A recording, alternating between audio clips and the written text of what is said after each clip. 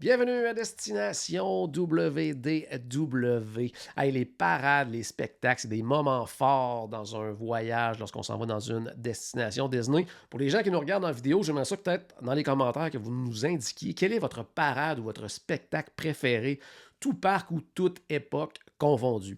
Si vous aimez les parades et les parcs et les spectacles, oui, vous allez être gâtés aujourd'hui parce que on poursuit notre série Showtime avec notre ami Michel Pellerin qu'on s'en va rejoindre tout de suite. Pour planifier un voyage magique au Walt Disney World Resort, vous écoutez Destination WDW.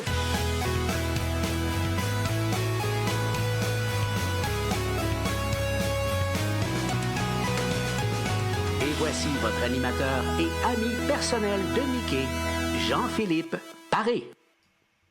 Allô Michel, comment ça va?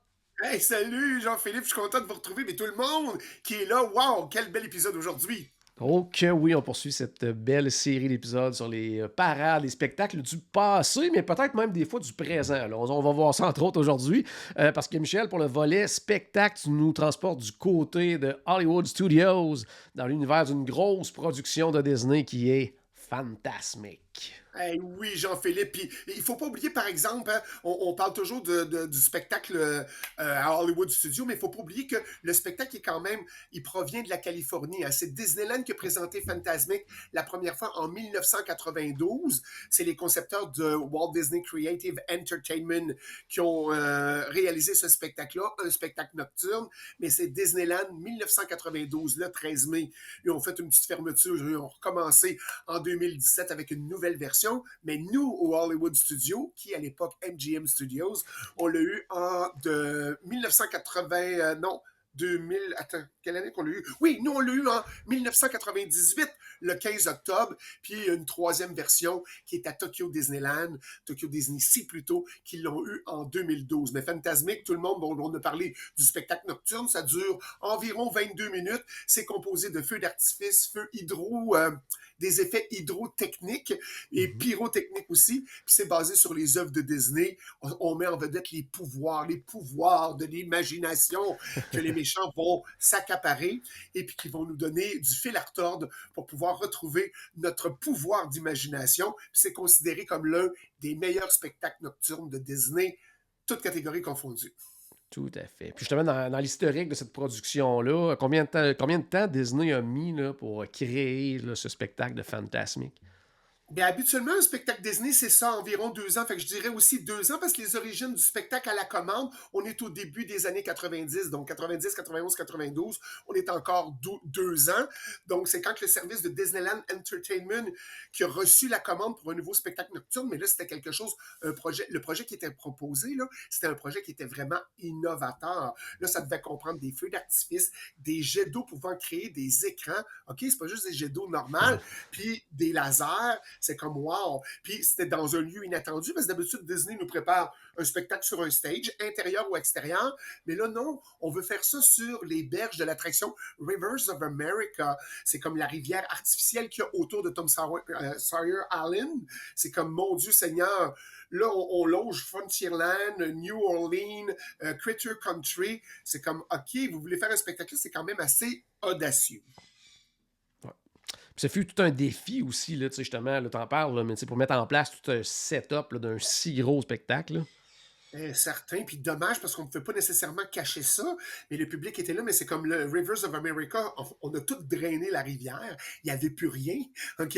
On voyait les tracks pour les bateaux, on voyait tout, puis c'était d'installer un important système hydraulique pour pouvoir faire les jets d'eau, les passages du système électrique aussi, c'est comme, oh mon Dieu, puis en même temps, on en a profité parce que, bon, les rails sont là, on va nettoyer les rails du bateau et du Mark Twain puis du Columbia, on va faire ça en même temps, fait que tout a été renouvelé. Fait que c'était une bonne affaire, mais tout un chantier pareil. Puis en plus de ça, ben, la pointe de Tom Sawyer Island qu'on voit, mais là, le moulin d'eau qui était là, c'était pas assez pour un stage. Donc, on a voulu reculer le moulin d'eau, puis transformer la pointe dans une scène permanente pour permettre à ce que le spectacle ait lieu là.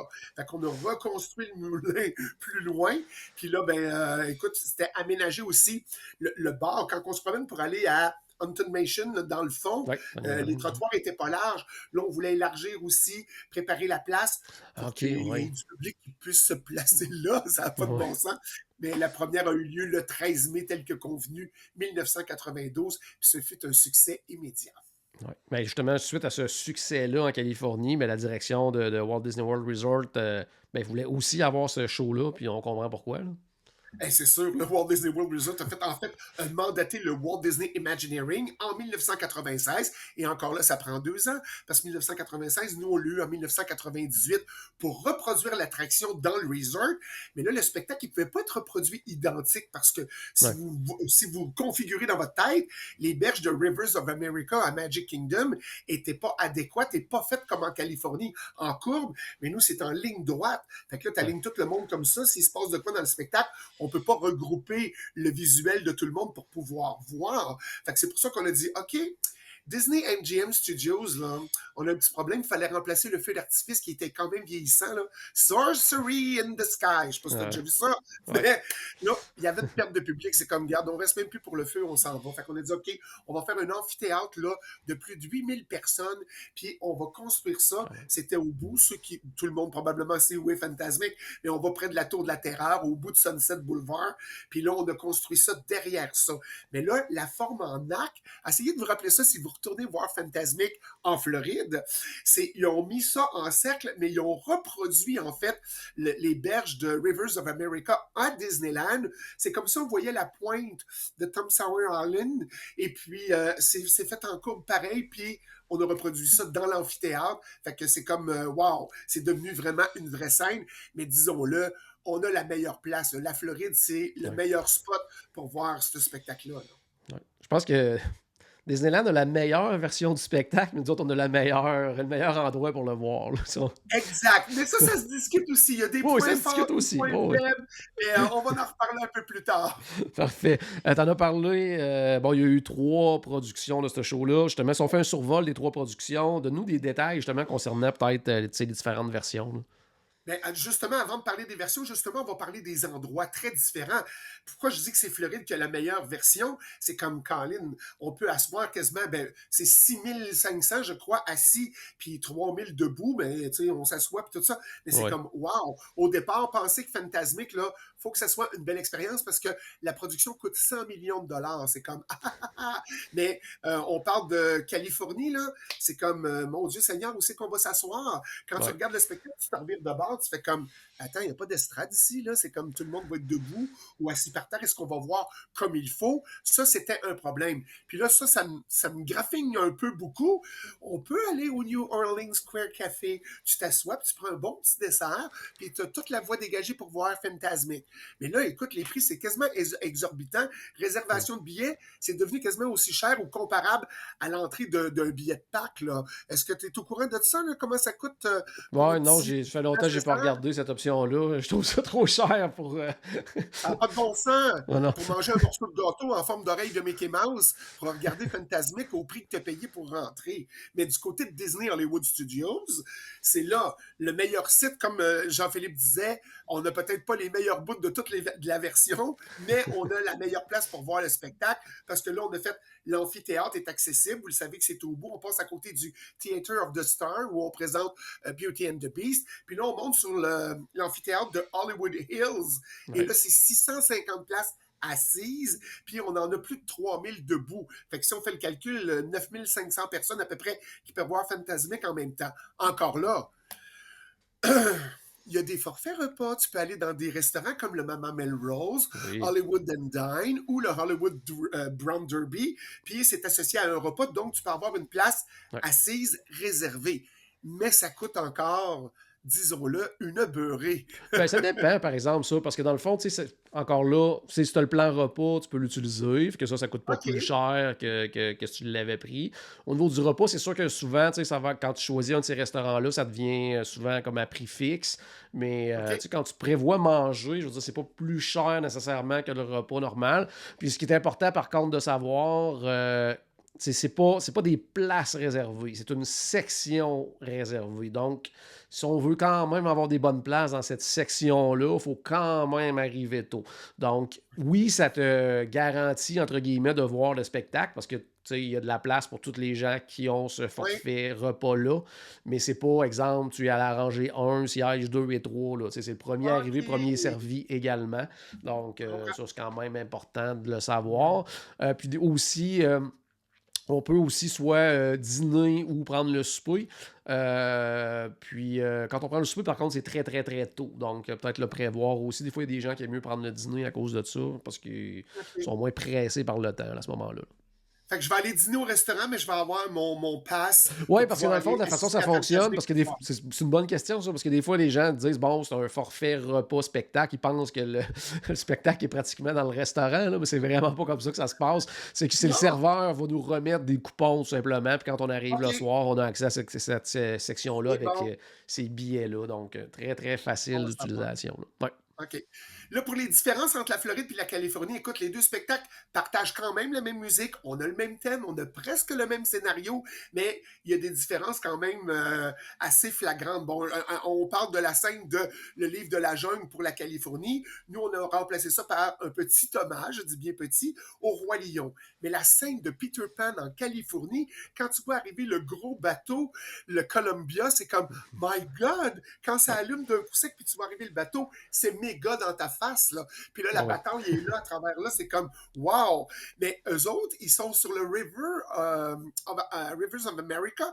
Donc, ce bateau-là, le Columbia, existe parce qu'ils font des rides. Même chose pour le final, parce qu'ils ont le bateau, ils ont le Mark Twain pour Mhm. faire le final. Mais nous, vu qu'on a un amphithéâtre, on ne peut pas transférer ces bateaux-là à l'amphithéâtre du Hollywood Hills, puis on ne peut pas refaire la réplique aussi. Fait que ça, c'est quand même une grosse différence. Donc, le gros bateau de pirates du Columbia, puis ça a été remplacé, en fait, le Peter Pan, par la scène de Pocahontas. C'est quand même bien, il y a beaucoup d'artistes dans Pocahontas, il y a des artistes, des cascadeurs, tombent de la montagne, montent, on voit la bataille, il y a quand même de l'action en Floride, c'est un super beau tableau malgré tout, tu sais. Mais heureusement, Disney a choisi Pocahontas parce que, mon Dieu, ce que vous ne saviez pas, c'est qu'à l'origine, ça devait être une partie de 20 milieux sur les mers. Alors, Oh. Mickey devait jouer de l'orgue pendant que le capitaine Nemo se battait avec une pieuvre géante. Là, c'est comme, mon Dieu, qui connaît ça? Oui, j'ai déjà entendu 20 milieux sur les mers, capitaine Nemo, les jeunes personnes connaissent ça. Heureusement, ils l'ont enlevé. En Californie, ben, les images de l'éléphant rose de Dumbo et les marionnettes de Pinocchio, pour nous, ça a été remplacé encore là. Je crois que c'est mieux chez nous. Le mur d'écran avec les bulles, avec tous les films Disney qui passent, on a Mhm. quand même une belle attirance pour tout le monde parce qu'il y en a pour tous les goûts. Puis même si tu n'aimes pas tel classique Disney, le tien va probablement passer dans les bulles malgré tout. Fait que c'était quand même un bon choix. Puis dans les personnages, les méchants, eux autres avaient Ursula, mais Ursula était comme sur une espèce de bateau spécial, mais il y a eu un naufrage. Ursula a pris le bord dans l'eau. Et puis, juste l'entretien de tout ça, la suite du naufrage. Et on a dit, Ursula, tu vas prendre le bord. Mais nous, au moins, on a plusieurs méchants qui sont avec nous. Puis c'est le fun parce que nous, vu que l'attraction est sortie en 1992, on avait plus de méchants pour nous parce qu'il y avait plus de films de sortie qu'à la Mhm. sortie de la Californie. Donc déjà, rien en ayant Jafar avec nous et d'autres, mais c'était quand même agréable d'avoir ça, contrairement au spectacle de la Californie. Puis du côté des gentils, ben, c'est sûr que nous autres, on a un petit small bateau pour le Steamboat Willie à la fin, moins sécuritaire pour Simplet. Je ne sais pas si vous avez déjà vu sur YouTube un extrait où ce que Simplet prend le bord du bateau puis qui Oui, tombe en bas du tombe dernier sur la étage. tête à Goofy. Exact, il s'en est quand même bien sorti. Mais là, tu as le méga Mark Twain en Californie, encore là, parce que les deux bateaux sont sur les berges de Rivers of America. Fait qu'ils ont vraiment deux plus visuels. Le bateau, il est impeccable. Et là, Doopy, il peut pas tomber en bas du Mark Twain.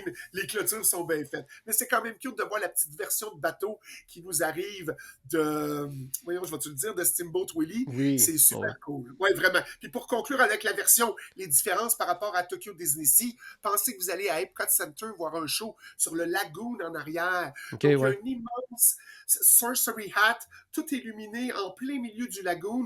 Puis eux autres sont forts sur les spectacles aquatiques avec toutes les unités qui se promènent et les personnages et les danseurs. Ça se passe sur l'eau. C'est vraiment une belle formule, ça aussi. Mais eux autres, c'est ça, ils avaient besoin vraiment de renouveau parce que depuis 2005, eux, il y avait la version de Bravissimo, jeu de mots pour Tokyo Disney Sea.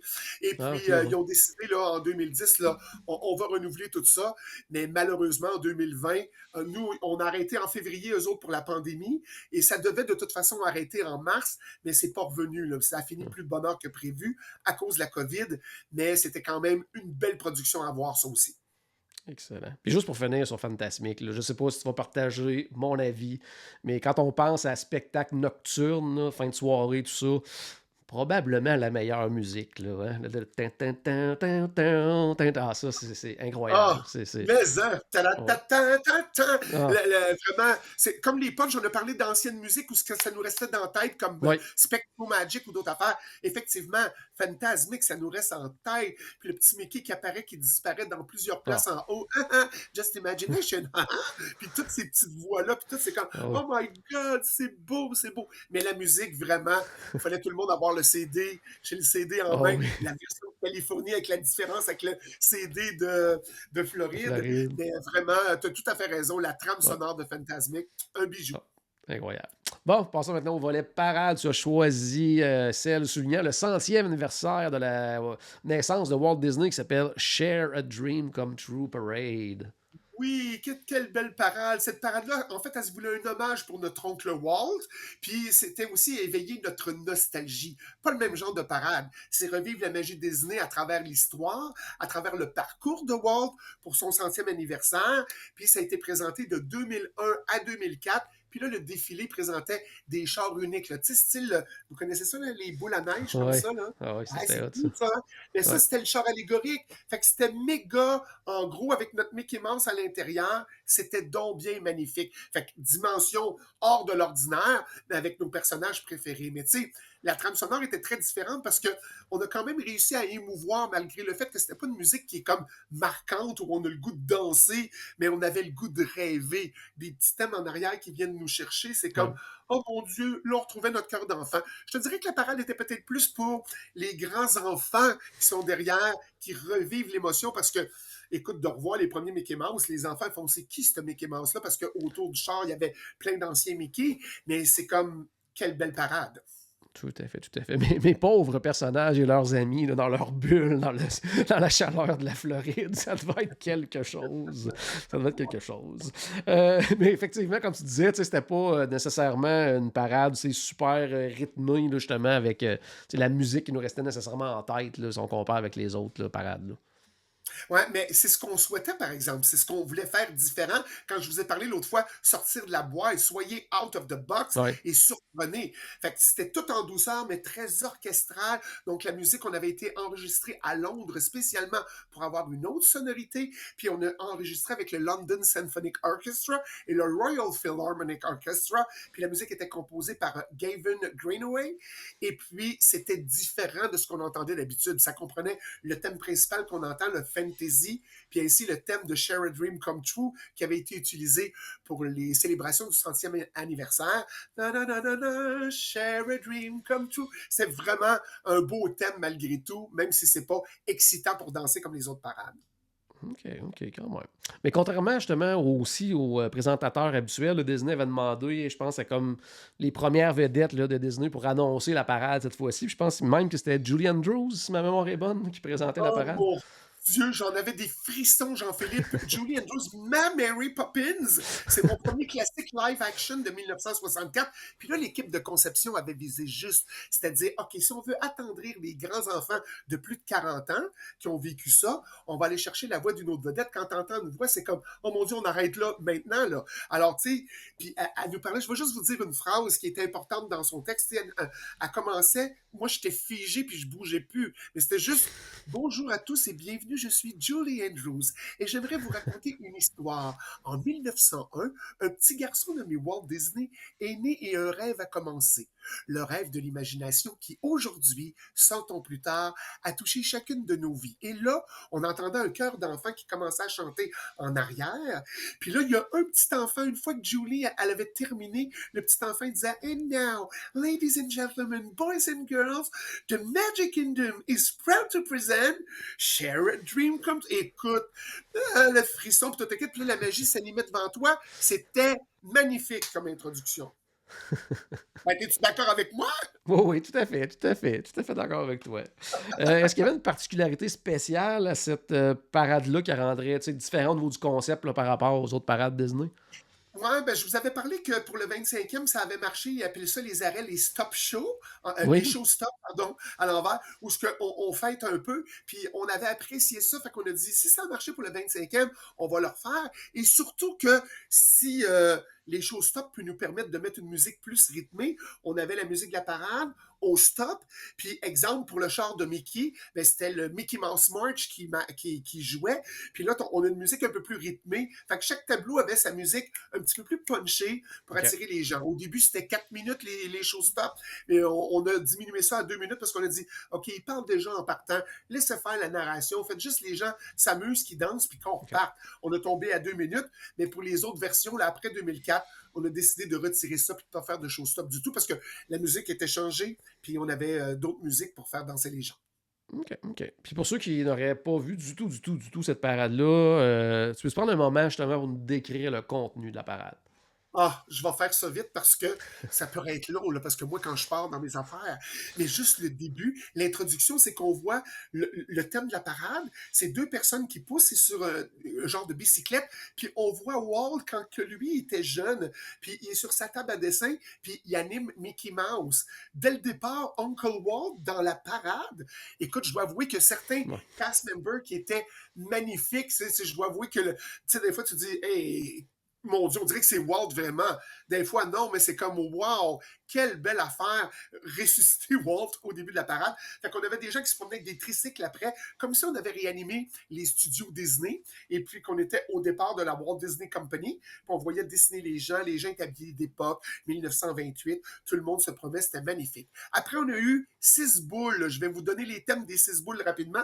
Le premier, je vous l'ai montré tout à l'heure, c'était notre fameuse boule avec notre Mickey. Alors, Ouais. lui se tenait au sommet, puis on avait vraiment tous les Mickey importants autour de ça. Fait que ça ressemblait un peu à ça, le défilé, voir passer des petites boules. Et juste derrière Mickey Mouse, on avait les ballets de Fantasia. Je parle pas des grands ballets canadiens, mais le ballet en tant que tel qui tient les sauts, puis qui se promenait en arrière. Alors, la deuxième boule, on arrivait pour When You Wish Upon a Star. Donc, on a mis Pinocchio, parce que c'est un thème qui est important pour Disney. Ta da da da da da la. On entend ça partout. Ouais. Alors, priez votre bonne étoile. On a les personnages de Pinocchio avec la fée bleue qui veut réaliser nos rêves. Troisième boule, c'était vraiment les aventures de tous ceux qui se donnent le moment de voler dans leur aventure. Il y a Winnie l'ourson qui vole avec ses ballons, il s'envole. Ouais. Il y a Mary Poppins qui vole avec son parapluie. Bernard et Bianca qui volent sur le dos de... On avait tous ces gens-là, mais le génie qui vole sur son tapis volant, Aladdin, avec une grosse boule qui était tenue par le génie, c'était vraiment magnifique. Ouais. Quatrième boule, affronter nos peurs. On avait vraiment tous les méchants Disney qui étaient là autour de la boule et dans la boule aussi. Et là, Cruella, Maléfique, Jafar, tout le monde était là. Ursula en arrière. C'était vraiment le moment dark de la parade. On arrive, il nous reste 2 boules. 5e boule, c'est tant qu'il te restera de l'imagination, tant qu'il en restera, on va continuer à diffuser la magie de Disney. Et là, c'est Peter Pan qui est pas dans la boule, mais devant, qui parle avec Wendy. Il est assis devant et tout ça, puis il placote. Puis là, on a un château en cristal, on a un carrousel qui tourne, puis de laisser aller votre imagination pour aller au-delà de la réalité. C'était super beau. Puis la dernière boule, A dream is a wish your heart make. C'est vraiment la magie de Cendrillon. Et là, on était suivi par le char final de toutes les princesses qui étaient là. Le char qu'on connaît depuis 1984. Le char du château avec plein d'escaliers et plein de fleurs, avec les tourelles bleues et argent. Ça fait longtemps, ce char-là, là. pour dire que les gens regardent vraiment ce qu'il y a sur le char, le contenu et non le contenant. Mais tu sais, le char, il fait vraiment une belle job, mais c'est vraiment depuis Fantasy on Parade 1984 que ce char avec les tourelles bleues et plein de miroirs circule dans les parades, quand même. Mais c'est ça. C'était vraiment très joli comme parade, très intéressant à voir. Puis comme je disais, on rêvait au lieu de danser, mais les show-stop nous avaient quand même permis de danser un petit peu. OK. Justement, cette parade-là, tu été quand même bien appréciée, mais après, en quoi, à peu près 5 ans de production, là, vers 2005-2006, ils ont décidé un peu de changer la formule. Comment Disney a géré cette situation-là? Ben, en fait, je trouve qu'ils n'ont rien géré parce qu'ils ont juste seulement changé le nom de la parade avec le même logo. Oui, il y a des chars qui ont changé, mais c'est comme on a changé de musique pour donner quand même un vent de fraîcheur puis permettre aux guests de danser pendant la parade parce qu'on avait retiré les showstops. Mais la trame sonore qui avait été choisie, ça, Tokyo Disneyland, ils l'ont l'affaire. Les thèmes pour les parades, souvent les autres parcs Disney, c'est comme oh, Tokyo Disneyland, ils ont donc bien une belle musique. Oh, Tokyo Disneyland, on va faire ça. Join the party. Nanana. Tous ces thèmes-là viennent de Tokyo Disneyland. Alors, on a pris ça, le thème Disney Dreams on Parade, et nous, on a fait la parade Disney Dreams Come True Parade. Ouais. Alors, il y a des chars qui ont été quand même modifiés, les boules ont été retirées, et les Fab Five et tous les personnages ont commencé à revêtir leur costume bleu, parce que là, on commençait la nouvelle thématique dans les parcs pour annoncer The Year of a Million Dreams. Oh, oui. Et tout était en bleu, fait que tous les personnages étaient en bleu. Puis en 2009, on a encore réorchestré la parade, à peu près pareil, puis on a appelé ça Celebrate a Dream Come True Parade en 2009. Là, on a changé un peu parce que là, on était rendu à qu'allez-vous célébrer? What are you celebrate today? Avec nos petits macarons puis nos affaires. Puis c'est comme, je célèbre ma première visite. Je célèbre mon anniversaire. Là, on a commencé à ça. Alors, c'est là que les parades est venue, mais c'est quand même long parce que 2009, cette parade-là commence et ça a tenu jusqu'en janvier 2014, date à laquelle on arrive avec une nouvelle parade. Je l'aime bien.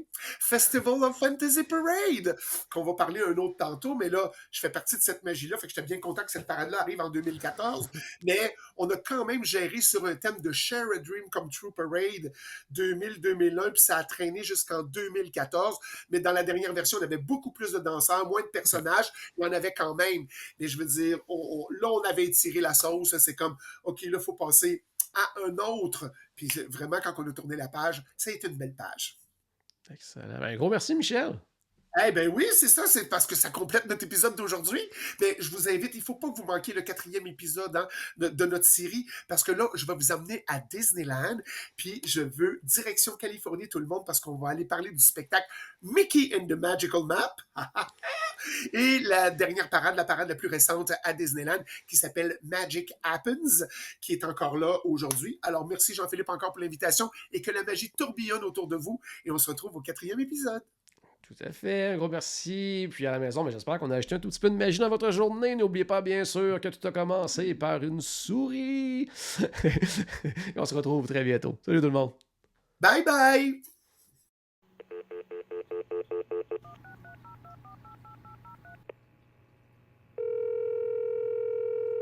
Bonjour, c'était Destination WDW. Tous nos épisodes sont disponibles en archive au destinationwdw.ca. Saviez-vous que vous pouvez nous aider en vous abonnant à notre page Facebook, à notre chaîne YouTube ou en partageant nos épisodes sur vos réseaux sociaux? Ça vous coûte pas une christie de scène et ça nous fait encore plus plaisir qu'une délicieuse Mickey Bar. Pensez-y!